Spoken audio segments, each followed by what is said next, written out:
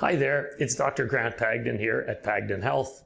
I wanted to try and address the question of how to come off your bioidentical hormone replacement if you decide that you no longer wish to keep taking it. We certainly don't recommend going off these things cold turkey, as what will happen is your levels of hormones will fairly rapidly plummet to very low levels.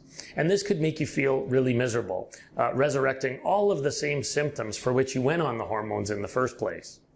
So if you are considering going off these things, it would be wise to talk to your BHRT practitioner about a gradual tapering program. Now, there is no obligation that you have to keep taking these things for the rest of your life.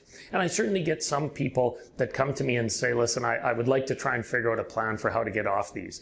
Perhaps their life circumstances are changed, perhaps that they can no longer afford being on the hormone program, and we can certainly develop a little bit of a tapering protocol for weaning off.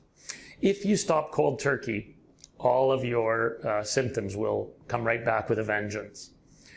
Rest assured, however, if you do decide to continue with the program, you can continue on bioidentical hormones safely and indefinitely. If you're interested in discussing how you might taper off your bioidentical hormones, be sure to speak to one of the providers at Pagden Health about that issue.